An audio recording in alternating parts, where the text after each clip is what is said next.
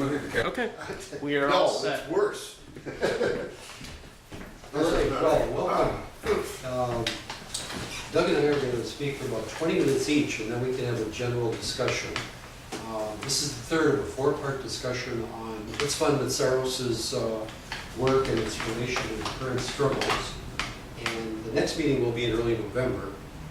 These meetings are meant to serve as an introduction to the work of Meszaros, a truly great philosopher of our time, and also as a reflection on radical theory and our practice. Anyone acquainted with the works of Kant or Hegel or other philosophers and social theorists in the 19th and 20th century, right on through Sartre and Marcuse, can see the importance of their work for advances in a certain type of philosophy and social theory. It's fun Meszaros is able to clearly show the tremendous limitations and partiality, or could be partiality is an important word. It could mean something like elitism or exclusiveness. But the partiality in their work and offers a viable alternative, practical and theoretical vision that goes far beyond all of them. Meszaros not only includes the important perspectives of the working class, or the 99% of this world, but also shows the particulars and detail how labor can become the viable alternative to the parasitic, partialistic capitalist system. In the process, he shows us the roots of the capitalist system and also the tools for uprooting it.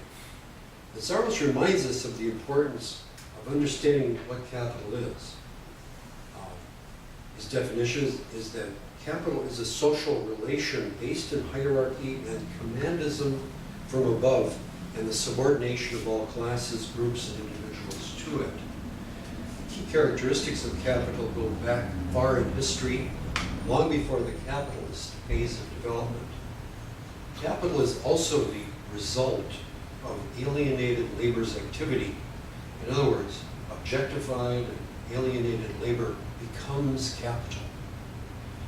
And then through its perverse circularity and usurpation of all socially produced wealth, capital is able to maintain its position as primary mediator in economic activity.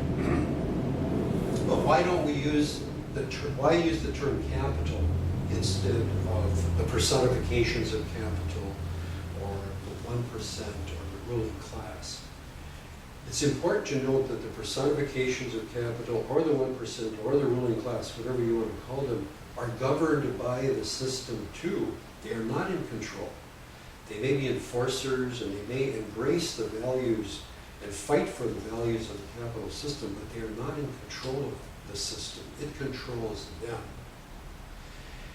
At the last meeting in May, I offered a brief summary and comments on 4 of the 7 methodological devices that capital uses to maintain the grossly undemocratic, exploitive relations and which are important to organizing systems of capital. The 4 mentioned in May were the standpoint of isolated individualism, the general tendency toward formalism, the ideological misuse of science, and negativism in philosophy and social theory. Today I want to offer a summary of and comments on the 3 others that Meszaros mentions in Volume 1 of Social Structure and Forms of Consciousness. They are the suppression of historical temporality, the second, the imposition of dualism in philosophy and social theory, and the third one, the abstract postulates or unfounded claims and assumptions of unity and universality by the advocates of the capitalist system.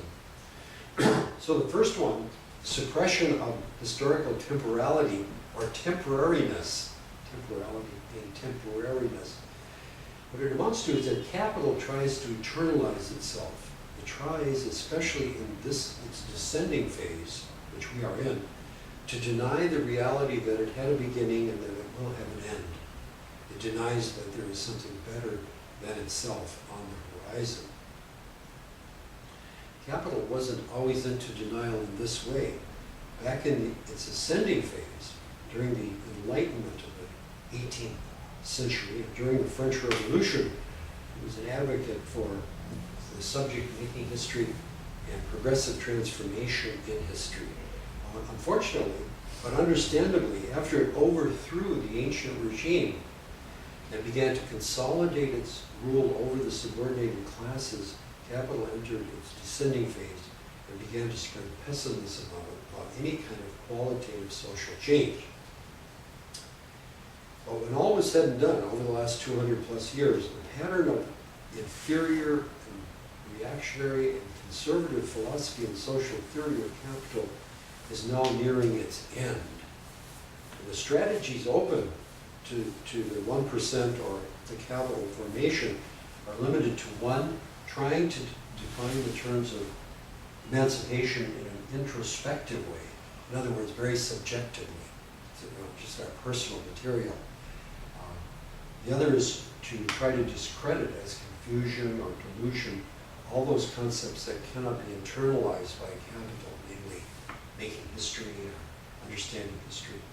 And also to try to discredit all those efforts to replace the out-of-control capitalist system with an alternative featuring conscious control. Thus, those of us who understand the dangers and limitations of the capitalist system have to continue to fight from a historical perspective. History is on our side, with the practical objective of making history in the face of those on the other side of the social divide who breathe pessimism and skepticism into the social discourse. The latter forces of the status quo are dominant at this time. And as Meszaros says, quote, the suppression of historical temporality is probably the most powerful methodological device in the arsenal of the ruling class, unquote. The second one that I want to deal with today is what Meszaros calls dualism, philosophy, and social theory. And this dualism emerges out of the extreme contradictions of domination and subordination of the capitalist system. The idea, for example, of abstract individuality, which results from these contradictions and dualisms, serves the oppressors in the class struggle by opposing it to the more realistic social individual. It is actually invented and maintained for that purpose, and it emerges out of the persistent dualism of bourgeois life and its philosophy. This dualism serves to separate thought about what is fair, correct, moral, ethical, from the grossly unfair, wrong, immoral, unethical base of the work world. This separation of value into an independent realm allows the capitalist system to do a number of important things. One, again, it can put itself forward as an eternal form. Two, it can block out any discussion of the system's vulnerable strategic core, or the relations of domination and subordination at work. And third, it makes it possible to debate ethics and values endlessly without questioning or touching the capitalist system. One side of these dualisms, for example, capital and labor, or capital over labor, dominates the other. And if this lack of dialectical reciprocity is accepted, and the capital relations of domination and subordination are taken for granted, any announced program of dialectical mediations between these reified extremes invariably turns out to what Meszaros calls a sham mediation. And that, that's a quote, unquote, that was the plight of all bourgeois philosophers, including their greatest, Hegel. By reifying one side of the dualisms, capital over labor, abstract over concrete, quantity over quality, and so on, capital denies the possibility of dialectical interconnection. And what is dialectics without that, without dialectical interconnection? It doesn't exist. Therefore, in a fundamental way, the capital formation is anti-dialectical. To get beyond these dualisms, it is necessary to adopt a very different theoretical vantage point. The antagonisms must be faced directly. To do this, we must think in class terms, based on what Meszaros calls the consciously articulated collective action of the social individuals. But this, of course, is radically incompatible with the individualistic framework of bourgeois society or a capital-dominated society. So then the third one, the postulates or unfounded claims or assumptions of unity. This emerges, these unfounded claims of unity and universality are an effort to paper over the contradictions of the system. And what contradictions? In the real world of capital domination, there are irreconcilable structural antagonisms at every level. It also features gruesome social inequality and enforced class hierarchy that dominates everyone, namely the 99%. In the face of this, 1% ideology or capital ideology says, oh, we're all united. They say every individual can make it if they study hard and work hard for the bosses and are good citizens. This myth that we're all in this together, be our class position high or low in the scale of regard, is sustained by things like Hegel's concept of the genus individual. This uncritical notion strips individuals of all contextual reality, social, economic, cultural class, and as Meszaros says, legitimates conformity to the status quo. Unquote. It perpetuated the myth of abstract individualism put forward previously by others. This shortcoming also reappears in the 20th century with Sartre's and others focus on individual psychology. Hegel, though, it's important that Hegel is recognized by many and by Meszaros as the great bourgeois philosopher, the greatest philosopher of bourgeois culture. Hegel looked at the world from the viewpoint of the capitalist system and could not accept the existence of what Meszaros calls the structurally rooted class antagonisms. Such a concept would have destroyed Hegel's unfounded claim of unquestionable rational actuality of the capital system. And of course, here we have an unfounded claim of universality. However, rather than a rational actuality, the reality is that under the capital system, the workers, the 99% of the world, are subjected to economic compulsion. In other words, we are forced to go to work to survive. And if you have a system based on compulsion or addiction, all sorts of problems emerge. Addictions to food, to shopping, to drugs, to automobiles, to gadgets, are what capital makes tremendous profits on. In fact, we've reached the point where big food or corporate food makes more profits by making people in this country addicted to fast food, which turns them into obese people and sick.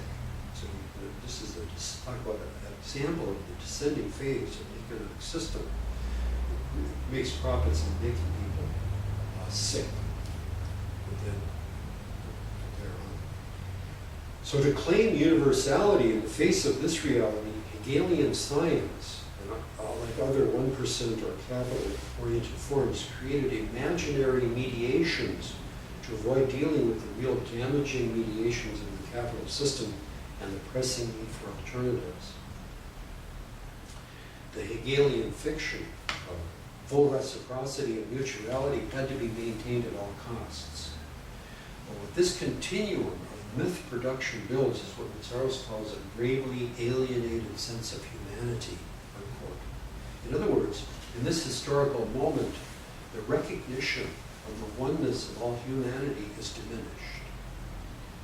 But the good news is that's a historical problem, and it can be changed. We can grasp the unity of the whole human community if we take the time to examine what Meszaros calls the disconcerting reality of the material and ideological structures of domination in the dynamic process of unfolding and the potential disillusion from the vantage point of the historical subject, unquote. So how does this all relate to our practice?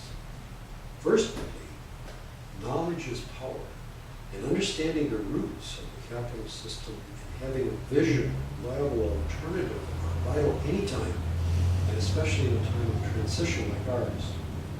Secondly, it is important to realize the importance of unifying theory and practice. And if our theory is faulty, our practice will not be strong. And thirdly, the practical implementation of a viable alternative relies on a reorientation of method.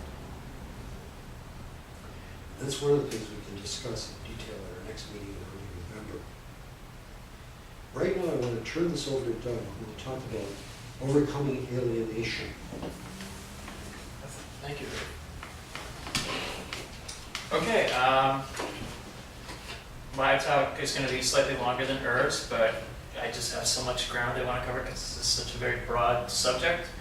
Overcoming Alienation, or Marxist Theory of Alienation, was actually the title of Meszaros' second book in English, I believe, which I recommend you all should pick up and read. And just because this topic is so broad, I'm just going to touch upon three questions, which is, first of all, what is the Marxist theory of alienation? And secondly, what does alienation do to the worker? Three, what does a potential communist or socialist project need to do in order to overcome alienation? And so this is more an outline as opposed to a fully developed program or scholarly work on these. And I hope we can discuss it further in a larger group discussion and develop them, most importantly, in my view, through revolutionary struggle. So on to question one, which is, what is the Marxist theory of alienation? And in the economic and philosophical manuscripts of 1844, Marx gave a fairly succinct definition of alienation. It's a little long, but I do want to read the whole thing out. So this is Marx. What then constitutes the alienation of labor? First, the fact that labor is external to the worker, it does not belong to his intrinsic nature, that in his work, therefore, he does not affirm himself but denies himself, does not feel content but unhappy, does not develop freely his physical and mental energy, but mortifies his body and ruins his mind. The worker, therefore, only feels himself outside his work, and in his work feels outside himself. He feels at home when he is not working, and when he is working, he does not feel at home. His labor is therefore not voluntary but coerced. It is forced labor. It is therefore not the satisfaction of a need. It is merely a means to satisfy needs external to it. Its alien character emerges clearly in the fact that as soon as no physical or other compulsion exists, labor is shunned like the plague. External labor, labor in which man alienates himself, is a labor of self-sacrifice, of mortification. Lastly, the external character of labor for the worker appears in the fact that it is not his own but someone else's, that does not belong to him, that in it he belongs not to himself but to another. Just as in religion, the spontaneous activity of the human imagination, of the human brain, and the human heart operates on the individual independently of him, that is, operates as an alien, divine, or diabolical activity. So is the worker's activity not his spontaneous activity. It belongs to another. It is the loss of his self. And, end quote. And this view of Marx of alienation is central, I would argue, to the whole corpus of Karl Marx's work, contrary to philosophers such as Louis Althusser and other structural Marxists who make this break between the young and the old Marx. If you read the Grundrisse, if you read Das Kapital Volume 1 with the fetishism of commodities, it's in Das Kapital Volume 3, Theories of Surplus Value, and a few other works. So this view carries over through the whole corpus of Marx's work. Now, alienation is about the separation of the worker from the means of production, which are owned by the capitalist class. It's an objective condition. It's not just something that's felt. It's objective. It exists in the real world. And the worker under capitalism is not merely exploited by capital, but is alienated from the products of their labor. And according to Marx, labor is the way that human beings develop their creativity and individual talents as part of their communities. It's the essence of your humanity. So if you look at this building and other great works of architecture, maybe not this building, but others, are developments of human creativity. The works of Shakespeare, the works of any philosopher or artist, they are an expression of humanity, our creative potential. And now we also eat, drink, and procreate, and however enjoyable those activities may be, they do not distinguish us from the animal world. Our ability to labor, to creatively produce, that's what distinguishes us from the animal world. But this is not so under capitalism. You cannot develop that essence of humanity because alienation, like exploitation, cripples and deforms workers. And here labor is not an expression of the needs and humanity of the worker, nor is it life's prime need. Instead, the humanity of labor is turned into something alien under capitalism. Labor under capitalism serves the needs of an alien class, the capitalists. And thus, instead of our human ability to creatively produce, our ability to labor becomes a burden because it is serving the class enemy. And what is animal, such as eating, drinking, procreation, becomes human. So in other words, when you're not at work, you're doing the animal side. And thus, under capitalism, the worker is not able to develop their full potentiality, their full humanity. And there's a quote by Stephen Jay Gould that I think really sums this up, and I'm going to paraphrase it slightly. And he said, "I'm not so interested in the contours of Einstein's brain, but the fact that people of equal or greater talent have had to toil in sweatshops and fields. The fact that people have had to spend their lives at the drudgery of harmful and alienated and exploitive work that enriches someone else and have not been able to realize potentials that perhaps were greater than Einstein." And we do know that the objective reality is that under capitalism, workers sell their labor power to the capitalist for a wage. And the capitalist uses that surplus extracted to further accumulate profits, to develop production and all of that. And thus the logic of capital is based on the greater accumulation of profit, not on human need. And people or workers are just cast aside when they're no longer useful to that purpose. And on to question 2, which is what effect does alienation have on workers? Now, with work, if you just looking at work as a broad outline is, if you have a job, you can get all the means of life, theoretically. Food, drink, shelter, a car, luxuries, the American dream, right? It's if when you meet people, one of the questions you would first ask them is, what do you do for a living? Theoretically, work is something you're supposed to enjoy, but let's go underneath that. Again, I would argue that work under capitalism is a necessary evil. And while it does provide for our needs, it does enrich the master class. And we work in conditions that often resemble a cage. Not always, but you produce. You're told to produce more. Look at the worst aspects of the assembly line production. You're told to toe the company line, don't slack, come in early, stay late. And once you're working, you have to ingrain yourself in a whole matrix of written and unwritten rules. And the truth is, for the majority of your working hours, or actually probably for your working hours, you are not free. You are being directed. You are being dominated.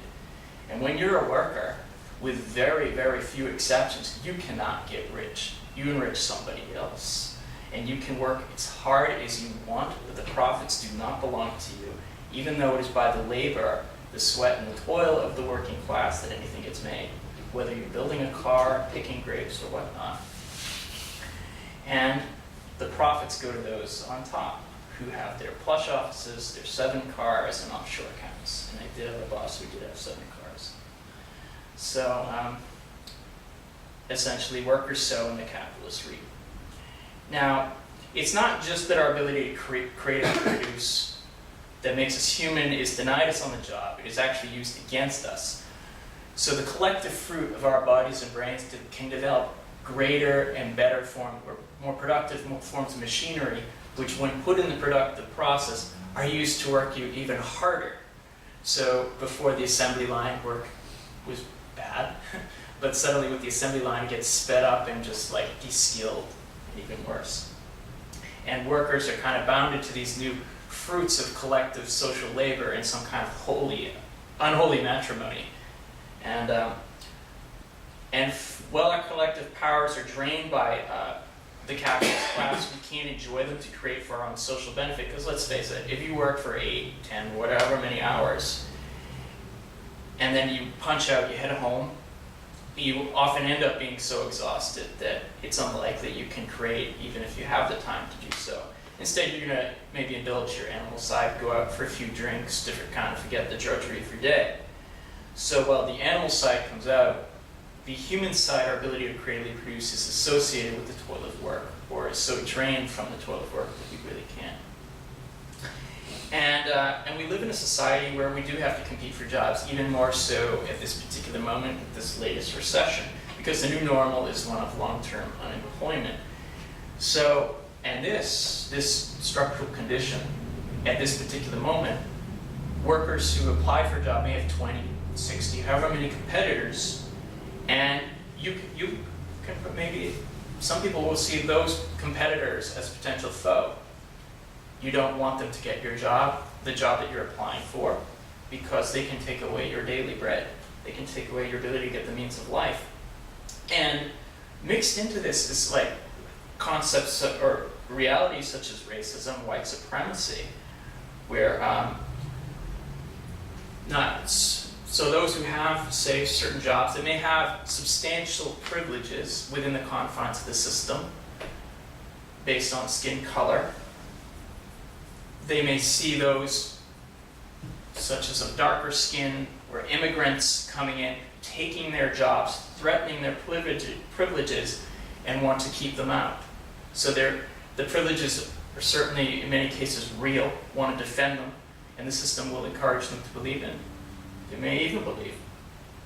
So some workers may even feel a stake in the system, even though they are also exploited at the same time. And we also have the fact that other forms of ruling ideology and politics get into this. And so even though we have the ruling class will produce and reproduce the dominant social relations and consent and control through the various apparatuses of society, whether the churches, political parties, the media, and will enforce them if necessary by force. Now work, again, may be a hidden endeavor. It may be the only way to get money that we need to live. But we do go through it, but not without resistance. Now resistance can take many forms, such as unionization, strikes, and in rare instances, hopefully not for long, revolutionary uprisings.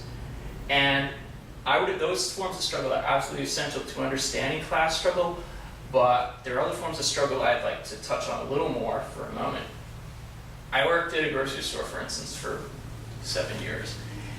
And while I was there, we had no strikes, we had no unions, we had maybe one class-conscious worker, which was me, but we had plenty of class struggle. And I'd argue that if you were to look at the examples I provide, think back to your lives, your friends, you can maybe find similar examples. And so I want you to think of this as a bunch of guerrilla skirmishes, essentially, as part of the working day.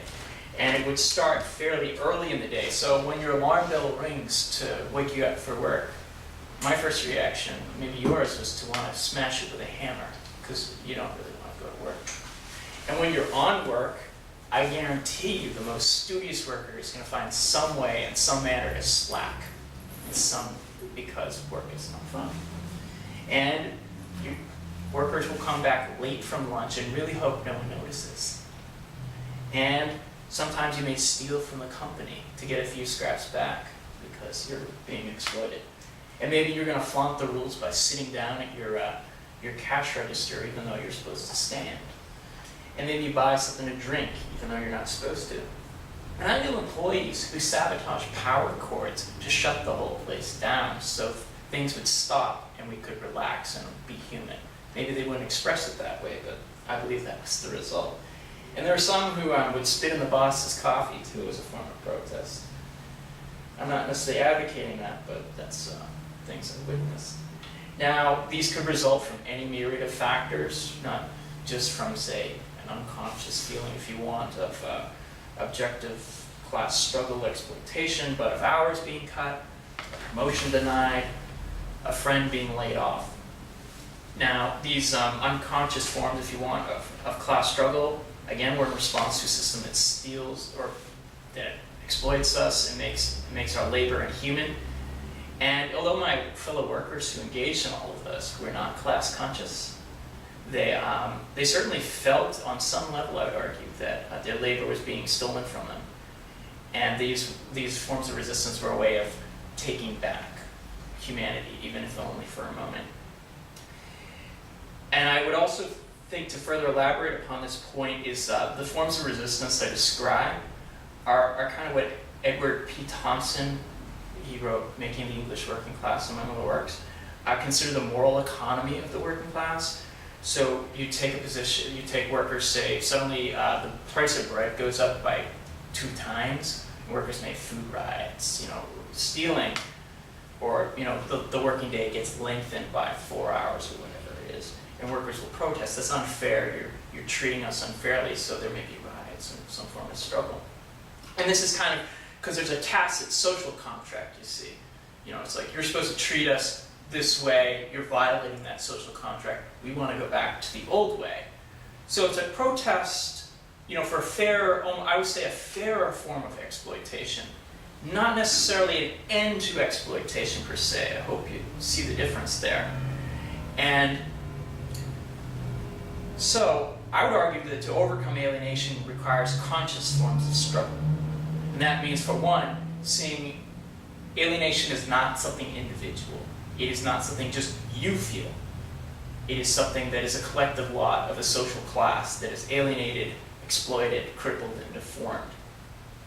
And that despite workers' alienation and exploitation, despite that, or because of that actually, that they are compelled to struggle against capital, because just as the capitals seek to extract more profit through lengthening the working day, working faster and all of that, workers want to gain more through increased wages, less hours with more pay, and so forth. So, despite what workers may consciously believe, all the workers I described before in those forms of unconscious class struggle, a lot of them pretty much said capitalism was great, but they still struggled against it in their own little unique way. And the struggle, again, will take various forms, everything from coming in late, which may be individual, to hopefully a collective revolutionary struggle. And through struggle, I just want to emphasize struggle, it is possible to an understanding of the real social relations that dominate us. And of course that means naming the enemy of capitalism and explaining its mechanisms that seek to grind us down and exploit us. And it means, of course, through struggle, viewing workers of different skin color, of different gender, of different immigration status as not the enemy, but as fellow workers. And it means making resistance becoming more than singular acts that just make the workday easier to endure, but that rather they collectively challenge the nature of work and the ruling class that enriches. Now, I'd argue that there is no guarantee of success in this at all. As much as I really wish history was on our side, I really don't think that's so. I believe that freedom from alienation and capitalism is very contingent, and it depends on our conscious intervention in that. And as Marx said best, I believe, the emancipation of the working classes must be conquered by the working classes themselves. We learn to struggle via struggle and develop ourselves by collectively participating in class struggle. We learn to fight by fighting, essentially, and no one else can really do it for us. So, on to my final question, which I will try and wrap up fairly quickly. So, what does socialism/communism need to do in order to overcome alienation? And there's something Che Guevara actually said about what he considered the goal of communism. And I really argue it should be our goal too, if we're serious. And let me quote Che here. He said, "I'm not interested in dry economic socialism.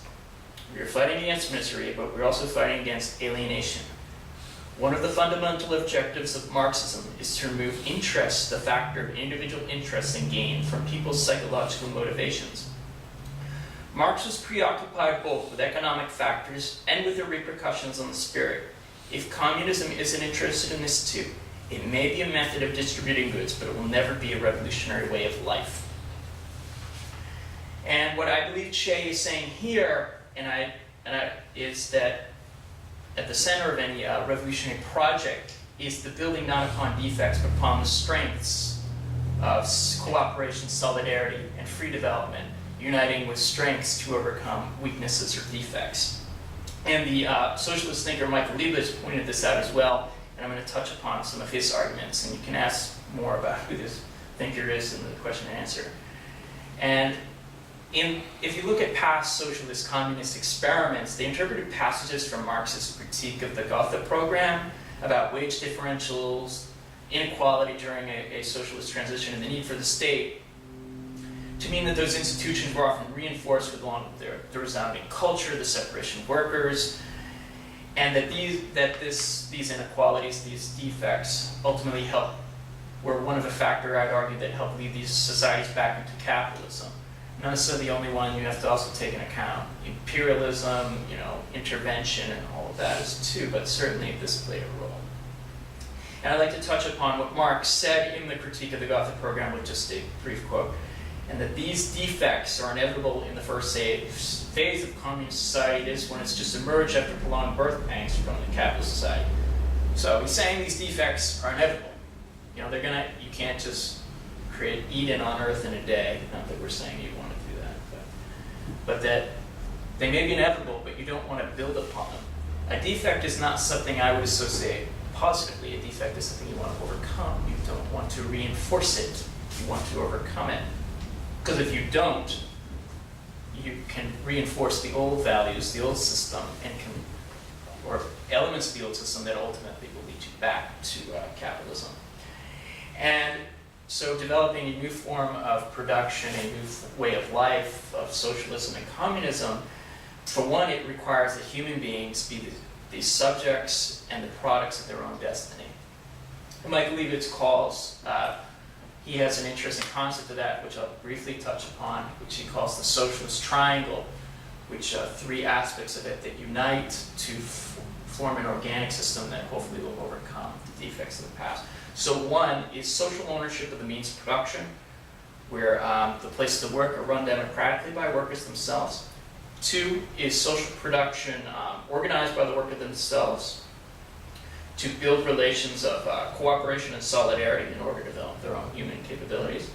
And three, the satisfaction of human needs, where people engage in productive activity for the needs of the community, and there is a continuous process of development of workers. And this is uniting with strengths to overcome weaknesses. It's of course a struggle. This is not necessarily a smooth process, but I believe this triangle offers a way to understand, a way to build a system that is not necessarily building upon the defects of the past. And to conclude, overcoming alienation, it means that we need a form of socialism or communism where people are the primary actors in forging their own destiny. And they're building upon strengths of solidarity, cooperation, and free development, not upon the defects of the past. And in this way, I believe that communism can realize the full potential of human beings. And that's what I'm fighting for. I hope you enjoyed the talk.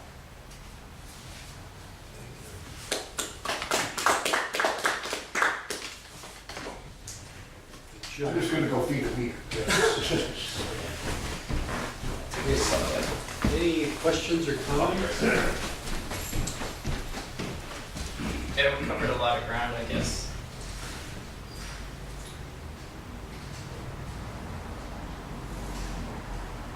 I have a question for you. Okay. I know that, and I only read one of his books, but something that he doesn't mention, not to focus on the negative, but is the question of race and gender and other forms of oppression, not just between the general labor, the domination of labor by capital. So I wonder if you know more about that in his works. So maybe we talk about that more in depth, but in the case of Meszaros. Okay. Now, in Mittens, there is a reference to the importance of the multidimensional character of the struggle, in the sense that, if you remember from Beyond Capital, when he's dealing with the, Meszaros is dealing with the structural crisis of capital, he brings up one of the four things that he sees as the structural crisis is the women's movement, bringing forward the concept of substantive equality in society. And this is something that capital can't deal with. It's one of the four things that capital is incapable of dealing with, and therefore are part of a structural crisis. So I think in a sense, he recognizes the centrality of the feminist movement. In other words, he does refer to the international struggle against racism. But you are correct in that he does see the ultimate alternative being labor. Men and women and people of all races who have been dominated by capital, taking control and engaging in what they call self-mediation. So I think you're right in a sense that he highlights labor, but I don't think it's accurate to say that he diminishes the role of the international struggle against racism or the women's movement at all. So that's my answer.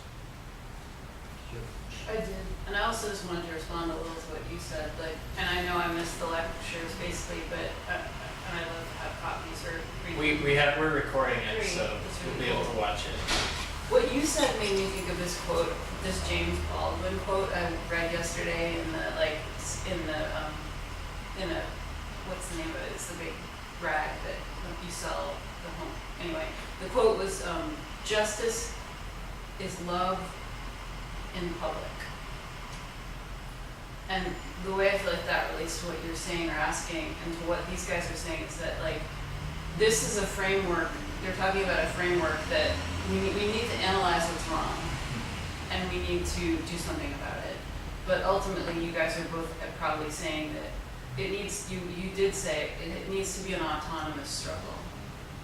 Like, I heard you say, it's up to us to create it, and it's up to us to be the ones to learn as we do it. And whether you said it or not, that's what I believe. So it's like what you're saying, and what you're saying is like, well, what about oppression, and what about racism and genderism and stuff? And good, and like fair point, and important point. And I'd say, like, if you're into this, then that's gonna be a big part of your struggle. And it's a big part of mine. And it's like, justice is love in public. Like, we don't, ultimately, dogmas and systems are not gonna pull us out of this crap. Because systems and dogmas are what got us into it. Like, we're all walking around letting other people tell us what to do, right? We're relying on a dual party system, and we're relying on a socioeconomic